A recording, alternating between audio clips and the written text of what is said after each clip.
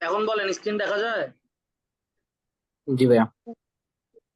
GT, জিটির মজার বিষয়টা হচ্ছে কি, জিটির অনেক ছোট ছোট করে সহজ সহজ করে গেম খেলার মতো, যেটা আপনি মজা পাবেন এবং একাডেমিকেও আপনাকে সেম ভাবে হেল্প করবে।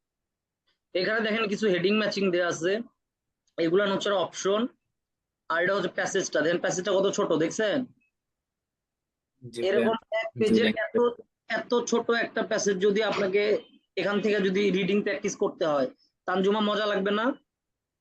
জি ভাইয়া। বাট এটা কিন্তু হিউজলি এফেক্টিভ, কারণ আপনি যখন মজা পাবেন, আপনার হচ্ছে ইন্টারেস্টিং লাগবে, তখন আপনার জন্য ওই মানে রিডিংটা করে আপনার অনেক শান্তি লাগবে। You will find it far more flexible and easy to solve.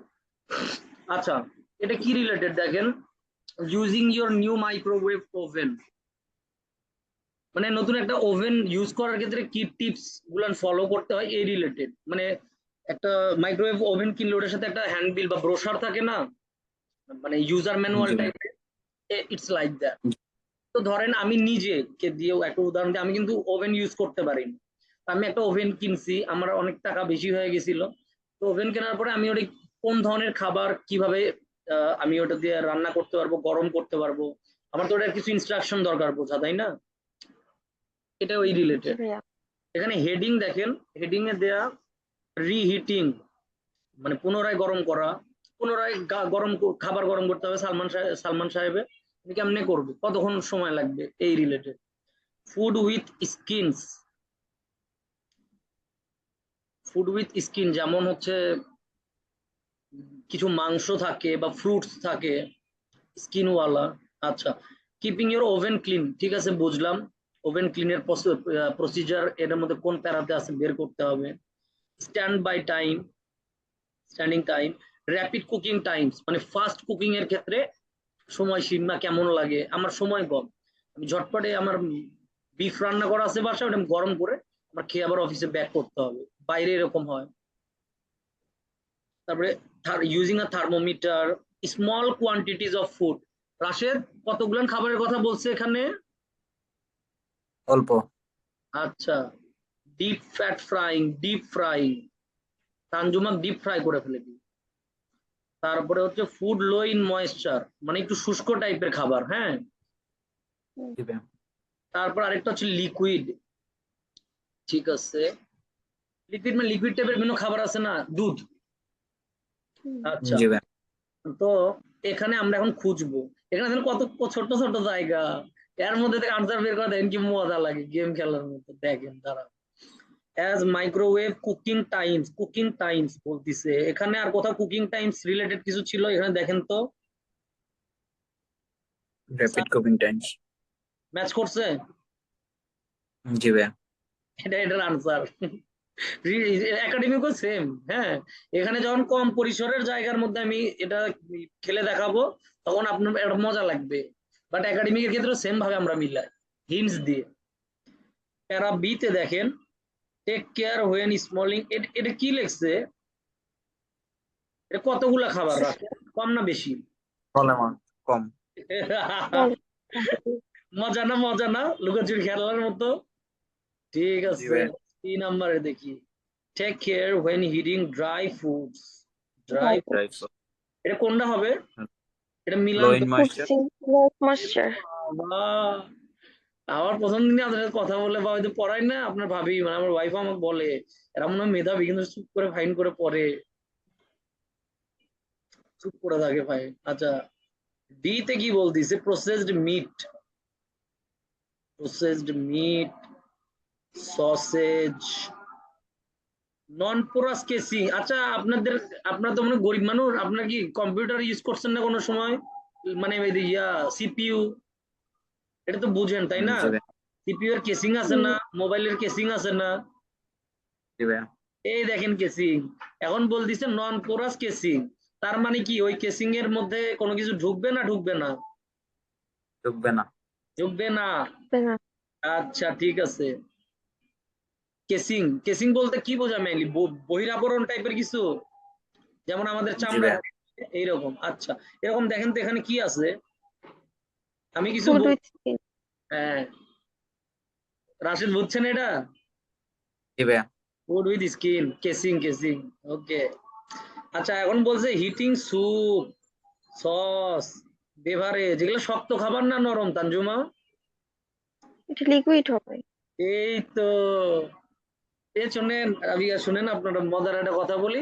আমার একটা নতুন স্টুডেন্ট ভর্তি হয়েছে, হ্যাঁ, এরকম স্টুডেন্ট আগে হ্যান্ডেল করছি। কেবল এসএসসি পাস করছে, ফুল ফ্রি স্কলারশিপে কানাডাতে পড়তে যাচ্ছে। যে স্কলারশিপের মাধ্যমে আপনার বললে ওটা লিঙ্ক দিয়ে দিবনি আমি। সুন্দর একটা ছেলে, কি লক্ষ্মী। প্রথমবার সলভ করতে দিছি, ওই 8 দিনের জন্য ভর্তি হয়েছে। 8 দিন পরে ওর এক্সাম। আইএলস এর কিছু জানে না যে আইএলস কি জিনিস। তো কারণ ওর রিকোয়ারমেন্ট ওটা ছিল না। হুম। ওর ওই ভিসা রিকোয়ারমেন্ট দেখা দিছে হচ্ছে আইএলটিএস, মানে এমবাসি ভিসা দিবে না, আদারওয়াইজ হোয়াটএভার। যেহেতু সময় কম, ওকে আমি একটা থার্ড প্যাসেজ সলভ করবে দিছিলাম। 11টা করে দেখাইছে, 11টা। আমি এরকম স্টুডেন্টকে দিয়ে এর আগে 8.5 পাওয়ার মানে পাওয়াই আমি দেখাইছি 13 দিনের মধ্যে। এটা আপনাদের বলতেছি কারণ আপনারা যদি একটু জ্বলে ওঠেন যে এসএসসির বাচ্চা বাড়তিছে। আচ্ছা, এটা তো বোঝাই গেল ই নাম্বার। ও, আপনারা চাইলে যোগাযোগ করে দিবনি। দেখেন আমি মিথ্যা বলতেছি না, সঠিক। আচ্ছা, ওয়েন ওয়ার্মিং আপ ওয়ার্মিং আপকে কি হিটিং বলা যাবে? আবার জি ভাইয়া। বলতেছে সেকেন্ড টাইম। তানজুমা, এটা কোনটা হবে? রিহিটিং। এই দে রি, সেকেন্ড টাইম। রাশেশ বুঝতে পারছেন এটা? জি ভাইয়া। ঠিক আছে। জি তে দেখেন, it is important for safe operation. সুন্দরভাবে জিনিসটা পরিচালনা বা ব্যবহার করার জন্য। ওয়াইপ আউট, এই ওয়াইপ আমি আর কিছু দেখবো না। ওয়াইপ আউটের সাথে এখানে কোন জিনিসটা ম্যাচ করে আমাকে উত্তর বলেন রাশিদ।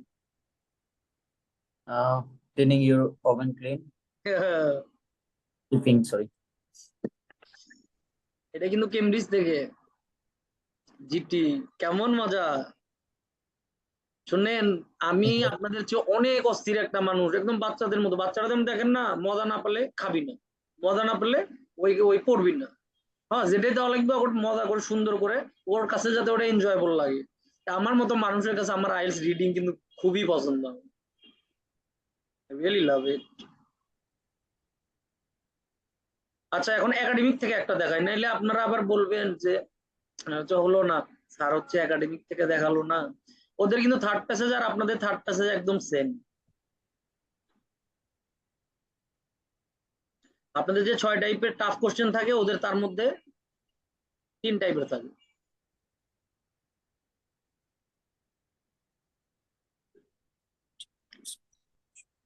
টি অ্যান্ড দ্য ইন্ডাস্ট্রিয়াল রেভুলেশন।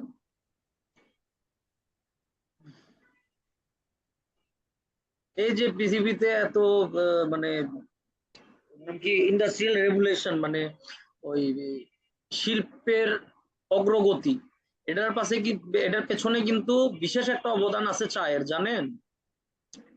জি ভাইয়া। কারণ যারা একটা মানে স্বাভাবিকভাবে 4-5 ইনটেক চা খায়, এদের যারা খায় না তাদের তুলনায় 100 গুণ রোগ প্রতিরোধ ক্ষমতা ভালো। এখন বাঙালির মতো খাইলে হবে না যে তার সাথে ওদের অনেক এক গাদা চিনি, আমি নিজেও চিনি ছাড়া চা বা কফি খাই। তো এক গাদা চিনি দিয়ে আমি ওটা একটা মানে শরবত বানিয়ে নিলাম, সেই স্বাদ। আড্ডা দিচ্ছি, খাচ্ছি, তাইলে হবে না।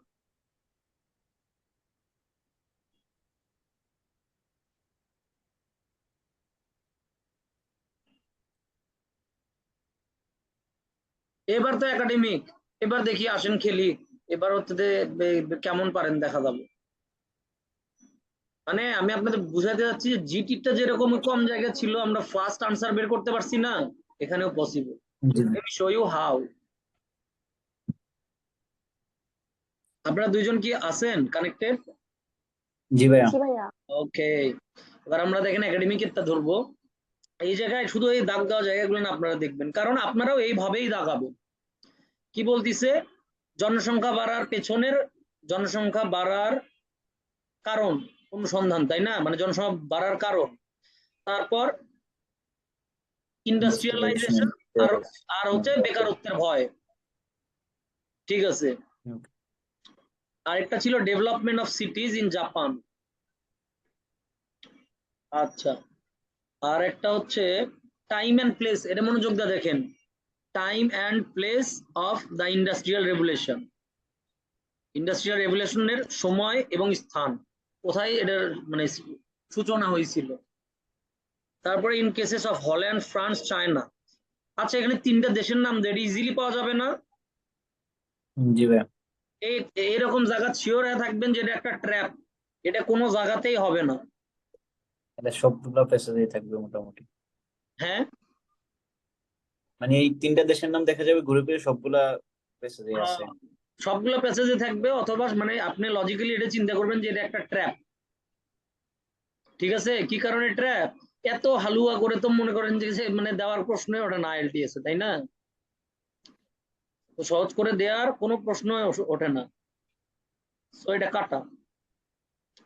ঠিক আছে, draw। এটা কাটে দিলাম, এটা আপনারাও এভাবে কাটবেন, যখন প্রশ্ন দাগাবেন এভাবে কেটে দিবেন, বুঝছেন? তারপরে কি বলতিছে, ব্রিটেনের পান করার স্বভাব বা অভ্যাস, ব্রিটেনের লোকজন বুঝাচ্ছে, তাই না? ঠিক আছে। আর ব্রিটেনে যে ইন্ডাস্ট্রিয়াল রেভলিউশন হয়েছিল তার দুইটা কারণ।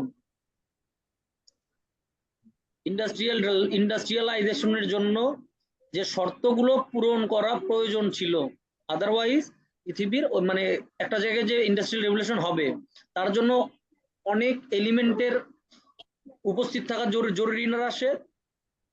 জি ভাইয়া। তো এইগুলানের ব্যাপারে কোথায় বলা আছে। আরেকটা হচ্ছে জাপানের সাথে তুলনা করে উত্তর পাওয়া গেল। এত সময়